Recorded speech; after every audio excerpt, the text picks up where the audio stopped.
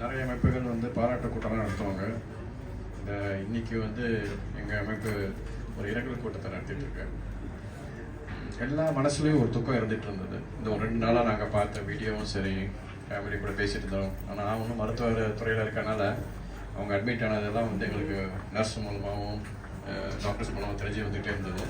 So இந்த துக்கத்தை வந்து பகிர்ந்துக்க முடியலையே அப்படிங்கிற துக்கம் கொடுத்த இருந்தாலும் நம்மளும் தமிழ் இந்தியன்கிறது ஃபஸ்ட்டு நம்ம எல்லாத்துக்குமே இருக்கிற ஒரே ஒரு சம்மந்தம் இந்த ப்ளூ கலர் பாஸ்போர்ட்.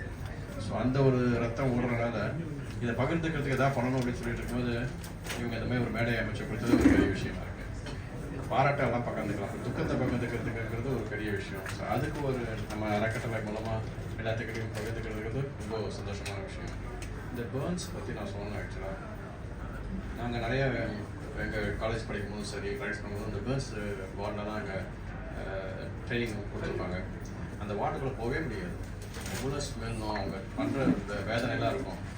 இருக்கிற டிசீஸ்லேயே இந்த பேர்ன்ஸ் தான் வந்து ஒரு அடையாளத்தை ஏற்படுத்தி கொடுக்கும். அது மனசுலேயும் சரி, உடலையும் சரி.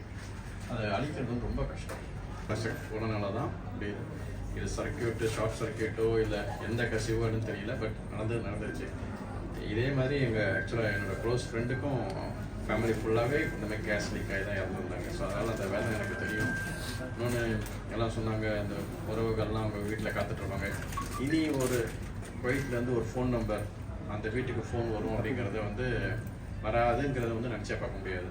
அது அம்மாவாக இருக்கட்டும், ஒய்ஃபாக இருக்கட்டும், மகளாக இருக்கட்டும், சித்தப்பா சித்தியாக இருக்கட்டும், என் பையன் குவைட்லேருந்து ஃபோன் பண்ணுவான், என் மருமக ஃபோன் பண்ணுவாங்கிற அந்த ஃபோன் நம்பர் +965 அப்படிங்கிற கோடு இன்னொரு வாட்டி இந்தியாவில் ஃபோனில் வராது அப்படிங்கிற நினைக்கும் போது எவ்வளோ கஷ்டமாக இருக்கும்.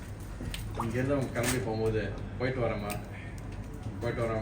பொண்டாட்டியா, போயிட்டு வர மகனே, போயிட்டு வர மகளே அப்படின்னு சொல்லிட்டு அந்த ஏர்போர்ட்டில் கை காமிச்சிட்டு போனது இன்னும் அந்த கண்ணில் நின்றுட்டே இருக்கும். திரும்பி வரமாட்டாங்கிறத தெரியாமல் அவங்க கிளம்பி போயிருப்பாங்க. கடைசியாக எல்லாமே நம்ம கடைசி காலத்தில் வேண்டது ஒன்றே ஒன்று தான், எனக்கும் நிம்மதியாக சாவு வேணும் அப்படின்னு. பட் இந்த அளவுக்கு சாவுங்கிறது ரொம்ப கஷ்டம். ஆஸ் அ மெடிக்கல் ஃபீல்டில் இருக்கும்போது ஒரு சின்னதாக அந்த நெருப்புங்கிறது ஆக்கிறதுக்கும் அழிவுக்கும் ரெண்டுத்துக்கும் வருது. டெய்லி நம்ம நெருப்பு கூட விளாண்டுருக்கோம். ஆனால் அந்த நெருப்பு வந்து நம்ம உயிரை பிடிக்க போகிறதுங்கிறத நினச்சி பார்க்காத ஒரு விஷயம். ஸோ இந்த மாதிரி விஷயம் வந்து இனிமேல் நடந்துருக்கக்கூடாது. இந்த கவர்மெண்ட்டுக்கும் சரி, நம்ம கவர்மெண்ட்டுக்கும் சரி ரொம்ப நன்றி. இல்லை இவ்வளோ சீக்கிரமாக இந்த எந்த கவர்மெண்ட்டாக இருந்தாலும் ஒரு இந்தியனுங்கிற ஒரே நாட்டினால தான் குவைத் கவர்மெண்ட்டே இறங்கி இவ்வளோ சீக்கிரமாக அனுப்பி வச்சுருக்காங்க. அதுவே ஒரு பெரிய பாராட்டு. மற்ற எந்த நாட்டுக்காரங்களாக இருந்தாலும் இந்த மாதிரி பணிவாக பண்ணியிருப்பாங்கன்னு தெரியாது. இந்தியன்ஸ் அப்படிங்கிறனால தான் ஒரே வாரத்தினால தான் அவங்க வச்சுருக்காங்க. அந்த ஆக்சுவலாக அந்த தங்கியிருந்த அந்த பில்டிங்கோட ஓனர்ஸ்லாம் நமக்கு தெரியும். அப்ரஹாம்ங்கிறவர் தான்.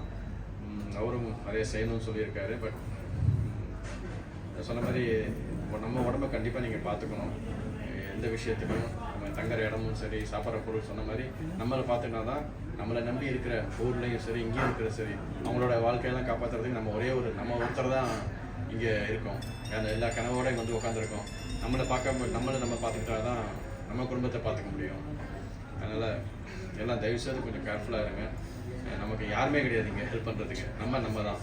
கடவுள் கொடுத்தது ஒரே ஒரு வீடு, அது நம்ம இந்த உடல். அதையும் நம்ம வந்து அழிச்சிக்கிட்டோன்னு வச்சுக்கோங்களேன், ஒன்றுமே பண்ணுவது. அதை பார்த்துக்கிறது தான் ரொம்ப மெயினான விஷயம். இந்த 45 உயிர்கள் போனது வந்து பெரிய ஒரு துக்கம் தான் எல்லாத்துக்கும். இங்கே இருக்கிற இந்த உலகத்தில் செஞ்ச பணிவிடெல்லாம் முடிஞ்சிருச்சு அப்படின்னு சொல்லிட்டு மேல் உலகத்தில் அதான் ஹெவன் ஜென்னால் உட்காந்துக்கிட்டு அங்கேருந்து அவங்க குடும்பத்தை பார்த்துப்பாங்க அப்படிங்கிற நம்பிக்கையில் எல்லாரும் அவங்களுக்காக பிரார்த்தனை பண்ணுவோம். ரொம்ப நன்றி.